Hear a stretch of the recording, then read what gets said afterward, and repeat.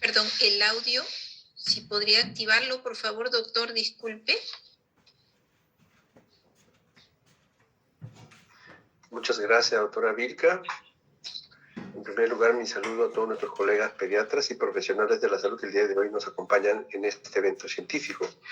Y déjenme agradecer a la Junta Directiva del Cuerpo Médico del Instituto Nacional del Niño por esta gentil invitación, por supuesto, de manera especial a la doctora Ileana Romero. Creo que es propicio hablar de actualización en nutrición en pediatría y hablar de la utilidad de las pautas de crecimiento, especialmente en el niño menor de 5 años.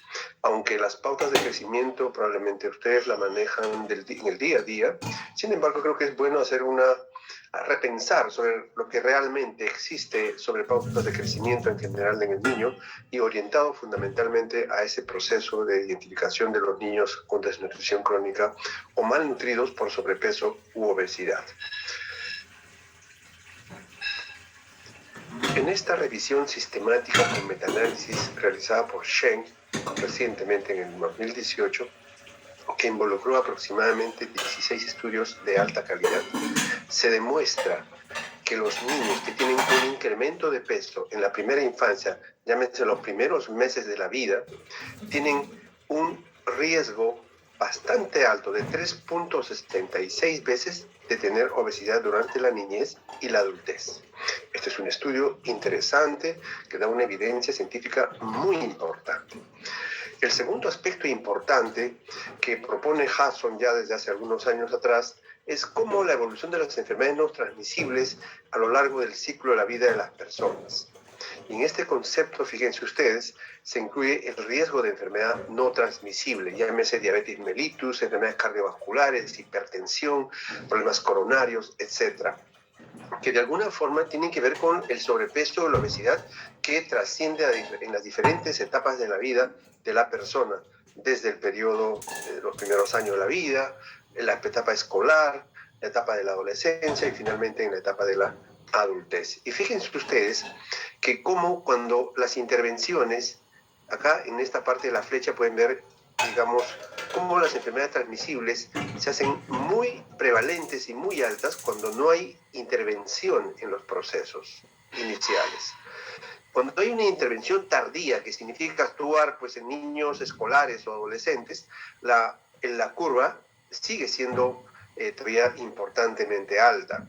Pero cuando la intervención es precoz, ¿qué significa esto? Que fundamentalmente se interviene en los primeros años de la vida, estas intervenciones precoces pueden reducir de manera importantísima, digamos, las enfermedades no transmisibles en las diferentes etapas posteriores a la niñez, llámese la adultez, llámese la adolescencia y la adultez.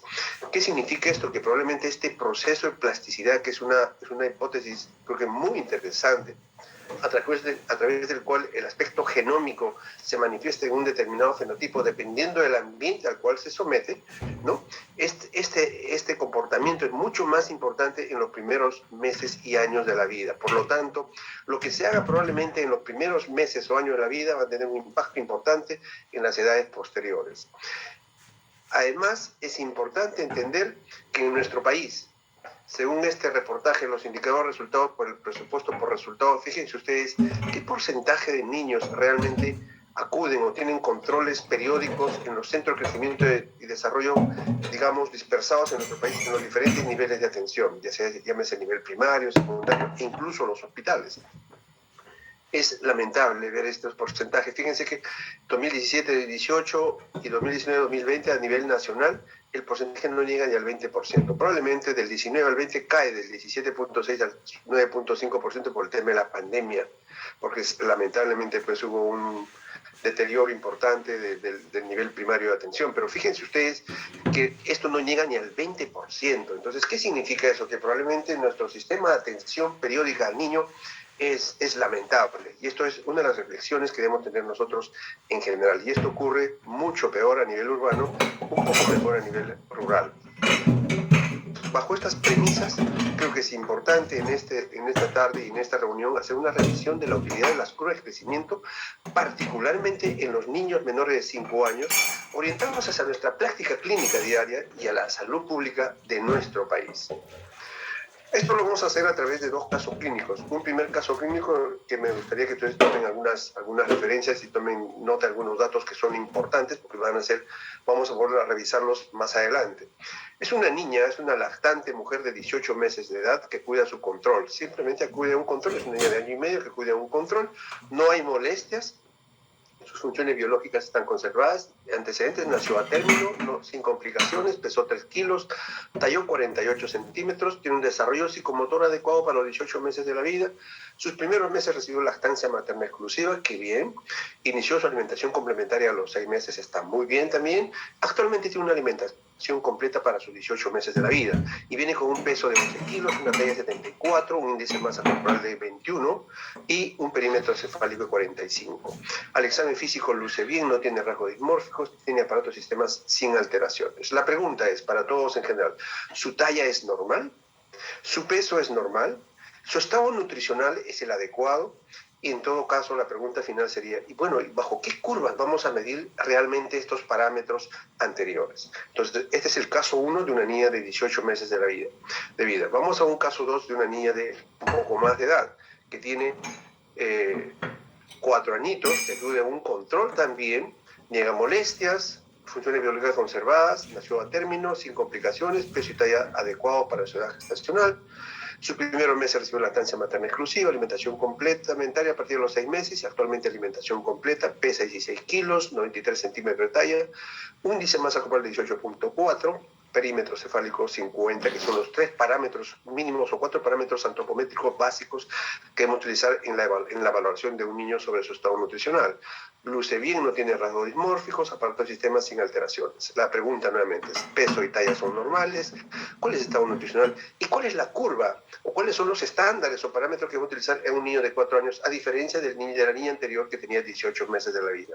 Al respecto, actualmente se usan básicamente 2 referentes o estándares de crecimiento, aunque hay mucha diferencia entre decir referente a decir un estándar.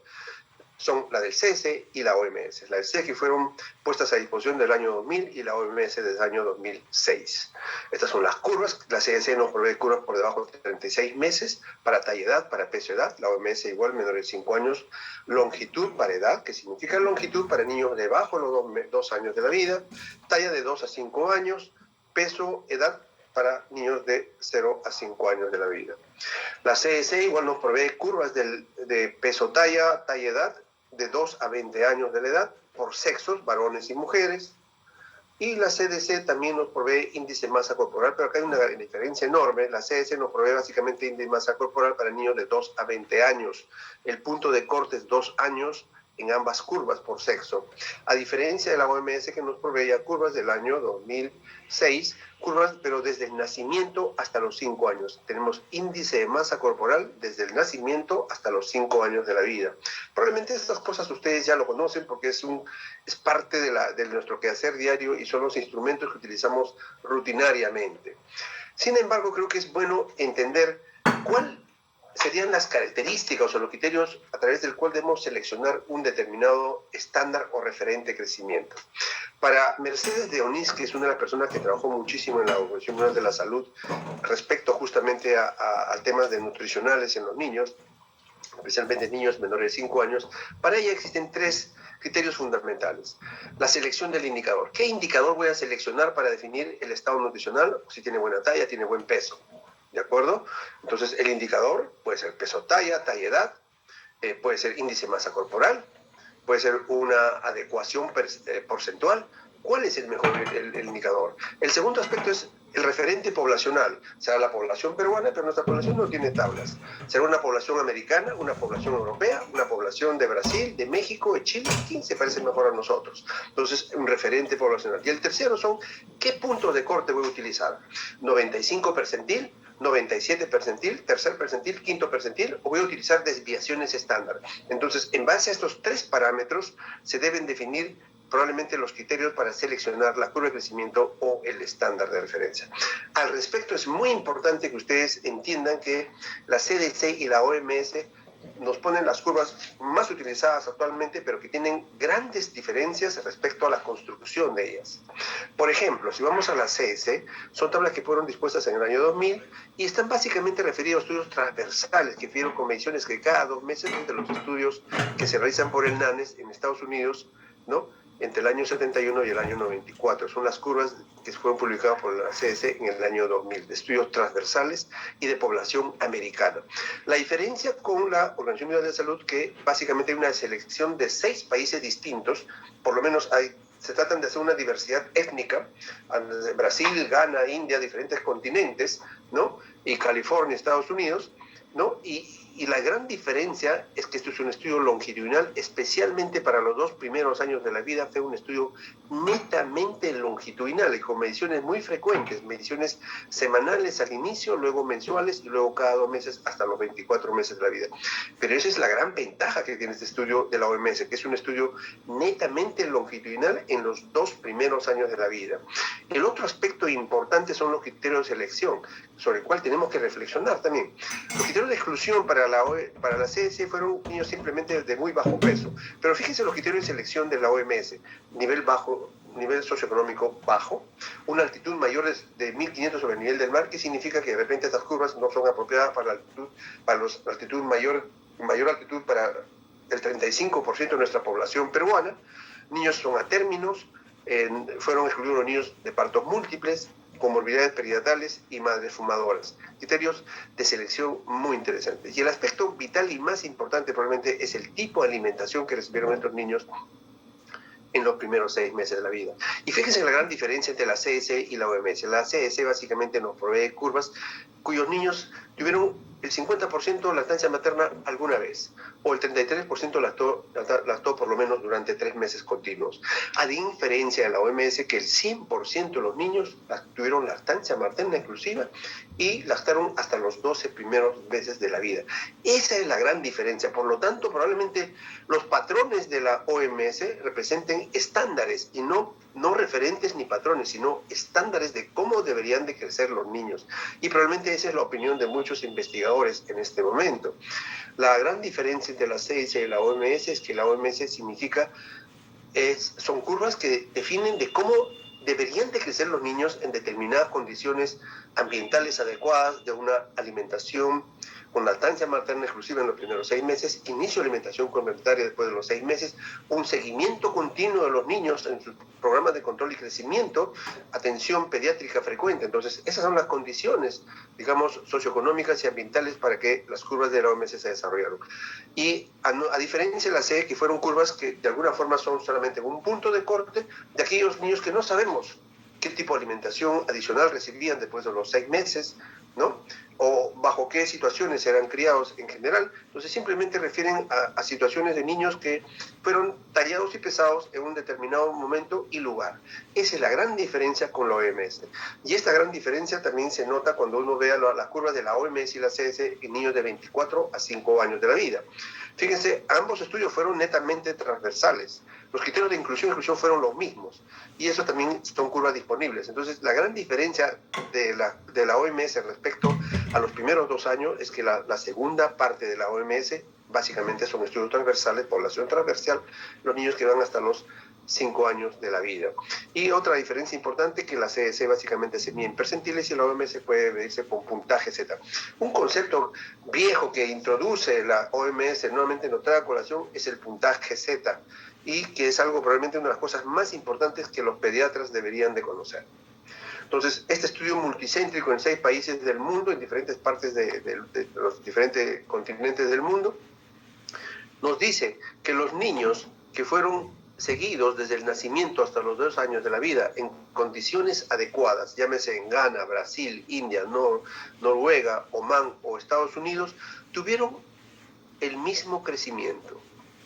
Por eso es que las curvas de la OMS, más que referentes, son estándares de crecimiento de cómo los niños deberían de crecer en los primeros 2 años de la vida, por lo menos, que fue el referente más importante para la OMS.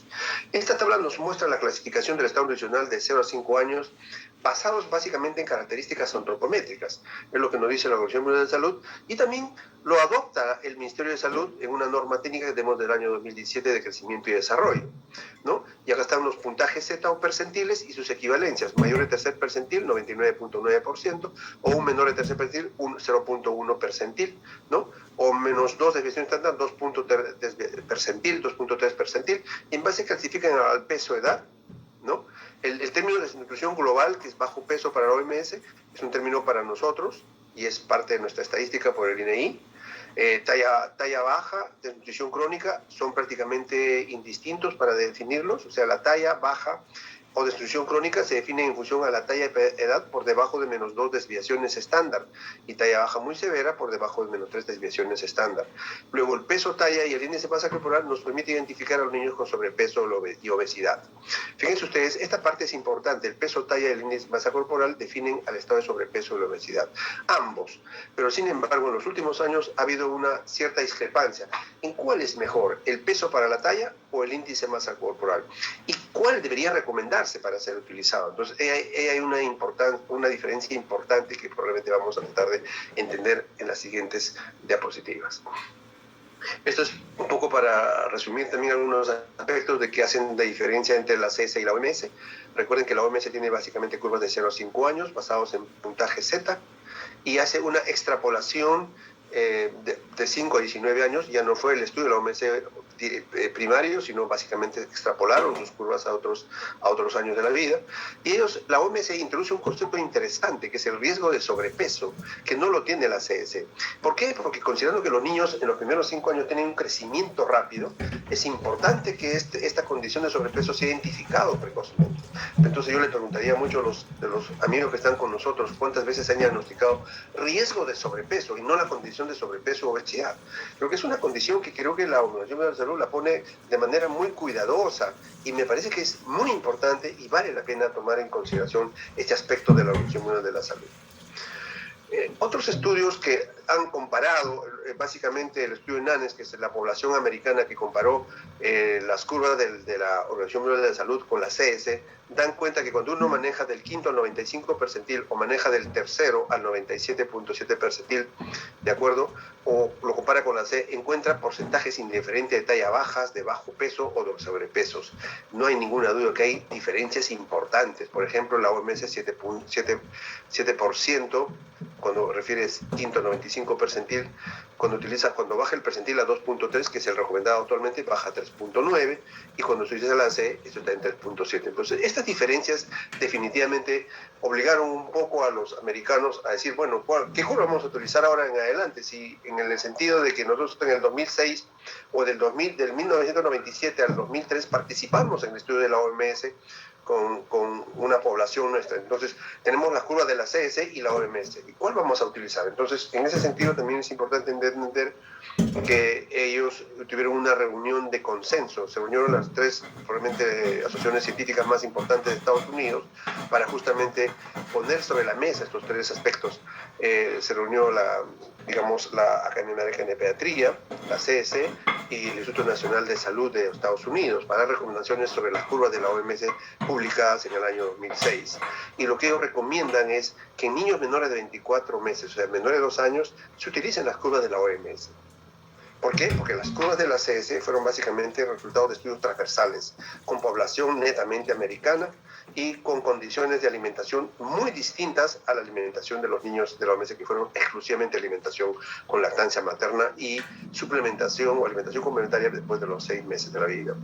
Y recomiendan que entre los 24 y 59 meses de la vida se puede continuar usando las curvas de la CS, porque la etapa de 2 años a 5 años es un poco más estable en el crecimiento, por lo tanto se puede utilizar cualquiera de las dos curvas, y ellos recomiendan utilizar cualquiera de las dos curvas. Pero lo que sí es importante es que el punto de corte ya se estandariza a más o menos 2 desviaciones estándar para definir si está bien o está mal el niño en su estado nutricional o su talla baja o su bajo peso, que más o menos 2 desviaciones estándar, que equivale a 2.3 percentil, que en la práctica podemos llamarlo tercer percentil nosotros, o el 97 punto percentil cuando queremos hablar, digamos, de sobrepeso obesidad, ya quitando los percentiles del quinto al 95. Entonces debemos quedarnos con más menos 2 desviación estándar o 2.3 percentil o 97.7 percentil. Entonces, la discusión, en este contexto, la discusión de cuál era mejor, peso para longitud o índice de masa corporal, especialmente para niños menores de 2 años. Esa es una discrepancia que hasta la fecha sigue todavía persistiendo. Según el Instituto de Medicina de los Estados Unidos, que se creó para digamos, prevenir la obesidad, los menores de 2 años deben basarse en las curvas de la OMS, ¿no? Y desde 2 a 5 años, según la CDC, ¿no? Y debe utilizarse, ya sea, dice ellos, utilizan indistintamente el peso, talla o índice corporal mayor del 95 percentil para diferenciar sobrepeso u obesidad en los niños de 2 a 5 años. La gran discrepancia viene cuando la Endocrine Society, en el año 2017, una de sus guías nos dice que los menores de 2 años deberían utilizar el peso talla también por 97.7 percentil, ¿no? Que es según las curvas de la OMS. Pero estudios al respecto, como el estudio de Roy, que fue publicado en el año 2016, cuando ellos compararon niños de 0 a 2 años, que fueron de estudios transversales que ellos siguieron, encontraron que el valor predictivo positivo era mucho mejor para índice de masa corporal, tanto para cuando ellos diagnosticaban al 85 percentil o cuando lo diagnosticaban al 97.7 percentil. Entonces, fíjense ustedes, comparando el peso talla, tenía 23.1 a 30.6, había una diferencia significativa. Y cuando comparaban 29.1 del peso talla para el 46.7, entonces el valor predictivo positivo era mucho mejor para utilizar el índice de masa corporal. Entonces, ese es otro de los aspectos que debe ayudarnos a nosotros a entender cuál de los dos es mejor utilizar. Nosotros sabemos que en nuestras estadísticas, en nuestro país, se utiliza básicamente el peso para la talla. En conclusión, este estudio de Roy, que es un estudio para mí extremadamente interesante, es que el IMC predice mejor el riesgo de sobrepeso y obesidad en los niños menores de 2 años de la vida. La implementación de la OMS, este es un estudio de Mercedes de Onís en el año 2012, en el mundo prácticamente ha llegado al 75%, muchos de los países lo han adoptado, la parte verde, fíjense, muchos países han adoptado, pero en diferente grado seguramente, muchos de los países del Asia no han adoptado todavía, ¿no? Y la parte del continente oceánico tampoco no han considerado porque ellos tienen sus propias curvas, o además que no se incluyó ningún país de este sector en la Organización Mundial de la Salud cuando se hizo el estudio, ¿de acuerdo? Entonces, fíjense, este es el panorama mundial.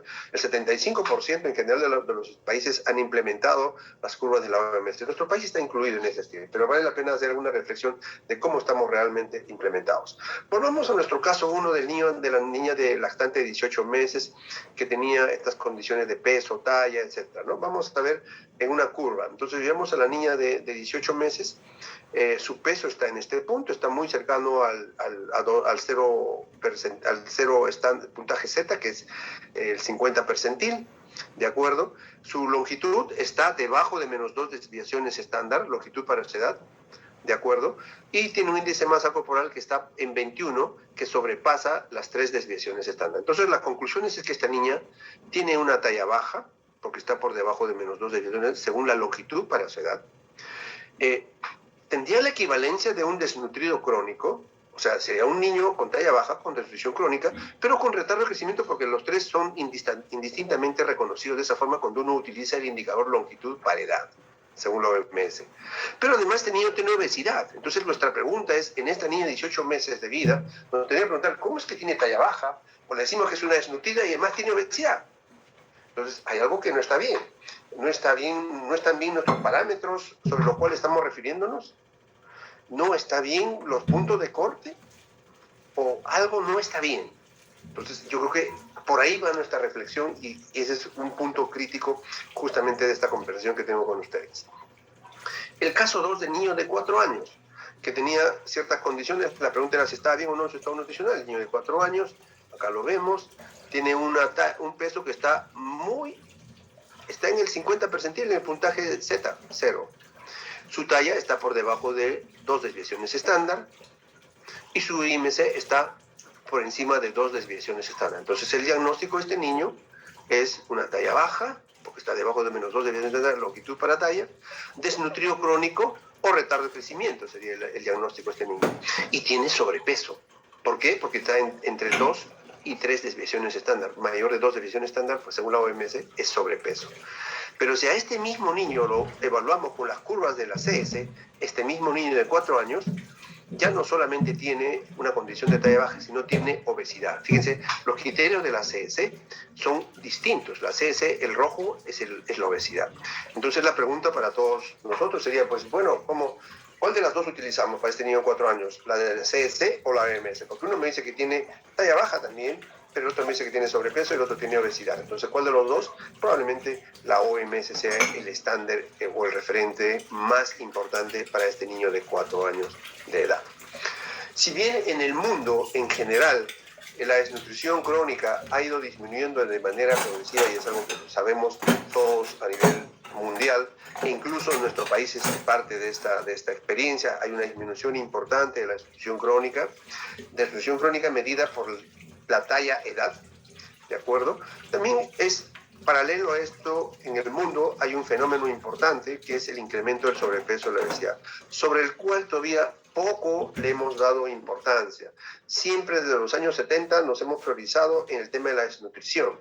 Recién en los últimos años creo que ya existe alguna preocupación importante por ver el tema del sobrepeso o la obesidad, especialmente en los niños. Nuestro país no está exento de este problema definitivamente. Y eso lo vemos a través de, digamos, de la siguiente diapositiva, donde vemos que la desnutrición crónica en nuestro país está disminuyendo de manera importante, no hay ninguna duda. Probablemente las políticas de salud pública han tenido un impacto importante respecto a este tema. Hay una tendencia, asimismo, de sobrepeso o obesidad, ¿de acuerdo? Entonces, nuestro país enfrenta una doble carga de enfermedad en los niños menores de 5 años. Por un lado tenemos la desnutrición y por otro lado tenemos el incremento de sobrepeso o la obesidad. Y este mismo fenómeno ocurre en todo el mundo. Hay países en vía de desarrollo que tienen lamentablemente esta condición, la condición donde existe un incremento de el sobrepeso y la obesidad y una disminución de la desnutrición. Pero en esa transición hay una doble carga de enfermedad en los niños menores de 5 años. Y esto es un aspecto importante sobre el cual tenemos que definitivamente nosotros hacer una reflexión importante, ¿no? Entonces, el tema de la desnutrición crónica y el sobrepeso y la obesidad están superpuestos en nuestra población. Y esto es un carnet del Ministerio de Salud. Discúlpeme, le quedan 5 minutos. Gracias. Muchas gracias, doctora Vilca, no se preocupe, nos ajustaremos al tiempo. Este es el carnet de crecimiento y desarrollo del Ministerio de Salud. Y es lamentable ver que este carnet básicamente tiene curva de peso y curva de talla. No tiene de peso, talla, ni de índice de masa corporal. Entonces, mi pregunta es, entonces, ¿cómo los profesionales de la salud van a identificar a un niño con sobrepeso o obesidad si no tienen peso, talla y no tienen índice de masa corporal? Ese es un serio problema que tiene que corregir probablemente el Ministerio de Salud. Entonces, en general, la Organización Mundial de la Salud recomienda utilizar las curvas de la OMS en niños menores de 5 años por varias razones. Son confiables, reproducibles, son consistentes básicamente con las estrategias que nos pone la alimentación global en el mundo. Lactancia materna exclusiva en los primeros 6 meses. Alimentación complementaria pasado este periodo. ¿De acuerdo? En segundo lugar, permite proteger y promover la lactancia materna. Creo que es el bien más importante que tenemos que proteger todos los profesionales de la salud. Para mí es lamentable ver que en los últimos 20 años hay una meseta en el incremento de lactancia materna exclusiva en los niños menores de 6 años en nuestro país. Estamos en 68% y siempre hemos estado hace 20 años. Hay que probablemente reflexionar sobre ese tema. Permite hacer un seguimiento sobre esta doble carga de enfermedad que enfrenta nuestro país, porque no solamente tiene implicancias en la salud del niño, sino tiene implicancias socioeconómicas. Por un lado manejamos a los nutridos y por otro lado el sobrepeso y la obesidad. También es un tema que permite el crecimiento saludable en condiciones adecuadas, probablemente induce a los médicos profesionales a que los niños vayan por una adecuada alimentación, de acuerdo y a un seguimiento adecuado de su crecimiento a lo largo del tiempo para llegar a su máximo potencial genético. Y otro aspecto importante, estadísticamente, permite monitorear todos los sistemas nacionales de crecimiento para ser comparables a nivel mundial.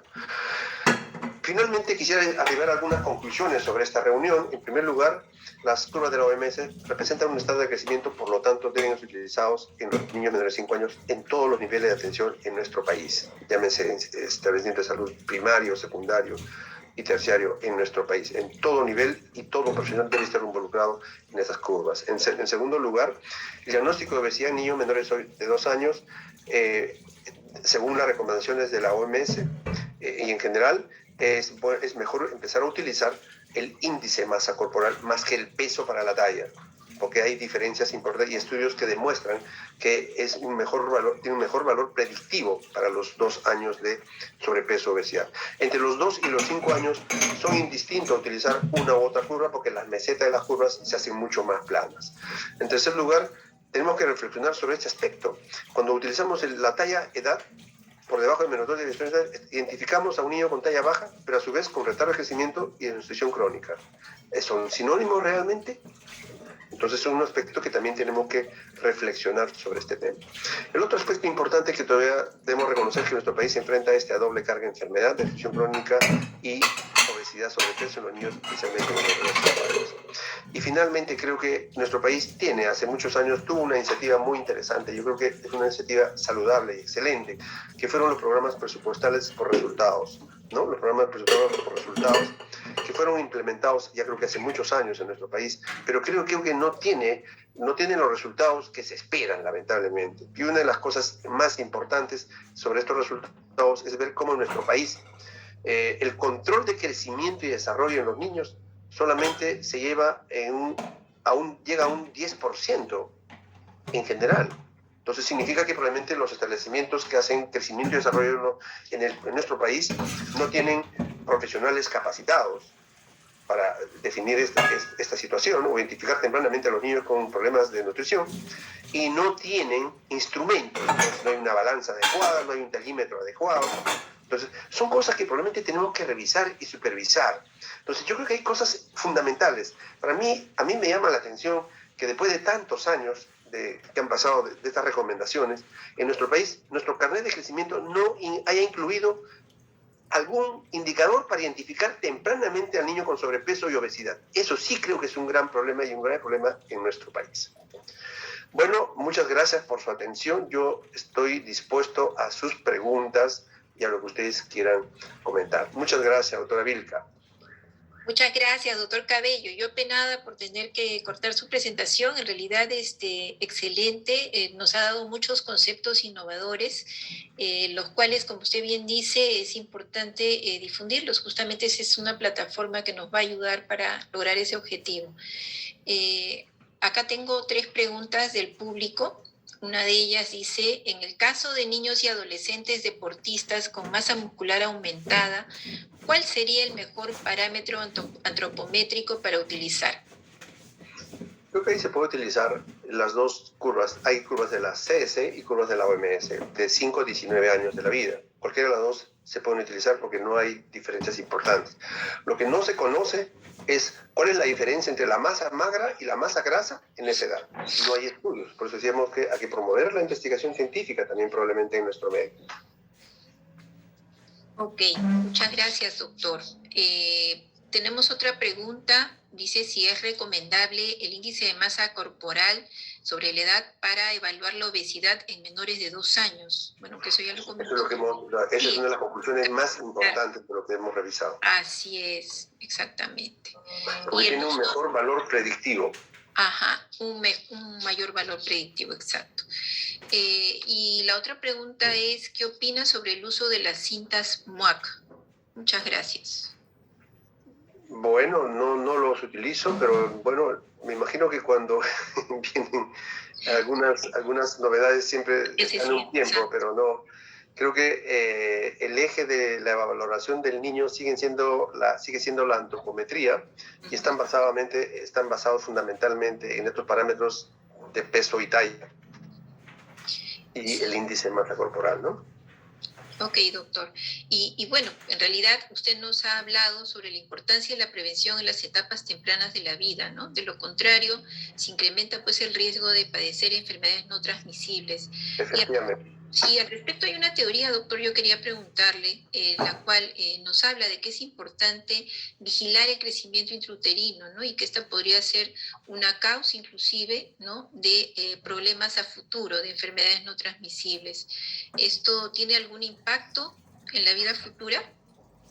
Sí, hay una hipótesis importante de Barker ya de hace muchos años atrás, creo que viene de los años 70, y tiene muchos seguidores sobre el tema de la programación intrauterina y lo que ocurre en la vida postnatal, especialmente en la etapa adulta.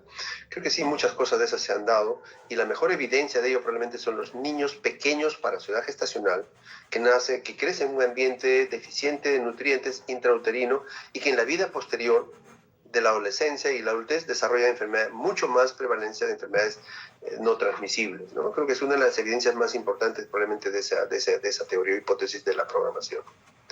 Y tiene particular importancia para que las políticas de los países o reorienten sus programas de atención. A mí me da mucha pena ver realmente que en nuestro país todavía no se haya priorizado la atención del niño menor de 5 años. El PPR, de enfermedades no transmisibles, básicamente tiene indicadores para niños mayores de 5 años, lo cual es un grave error. Y el programa nutricional articulado pues no da un fortalecimiento, no da evidencia de un fortalecimiento adecuado para que los establecimientos del nivel primario tengan condiciones adecuadas para valorar el crecimiento de los niños, llámese por el peso, la talla, las medidas. No hay profesionales totalmente capacitados y no hay instrumentos, las balanzas, los talímetros no son los adecuados probablemente. Eso es lo que hemos visto en general nosotros. Y evidentemente es el conjunto, ¿no? Como usted bien dice, es la infraestructura, la capacitación de los recursos humanos, tener los insumos adecuados. Esto va a influir de todas maneras en que se pueda hacer un buen seguimiento a los niños, ¿no? Y sobre todo prevenir estos problemas de sobrepeso, obesidad. Además, también usted nos ha hablado en la charla sobre las diferencias que hay entre el uso de ambas tablas, ¿no? De la CDC y de la OMS, ¿no? Muy interesante cuando nos menciona que tenemos que tener en cuenta el indicador, el referente poblacional y los puntos de corte. Igualmente, también hay un concepto que nos menciona aquí en sus conclusiones en cuanto a la utilidad del índice de masa corporal, que va a predecir mejor el índice de sobrepeso en los menores de 2 años, ¿no? Entonces, este concepto, en realidad, y todo lo que usted nos ha mostrado en la tarde de hoy, son fundamentales, ¿no? Para que, de todos modos, se comiencen a aplicar en todos los controles que se realicen a los niños y de manera preventiva, ¿no? Entonces, me parece que no hay más preguntas. Bueno, yo quisiera agradecer particularmente a la Junta Directiva del Cuerpo Médico del Hospital del Instituto Nacional del Niño de Sede Breña por esta gentil invitación y permitirme conversar con ustedes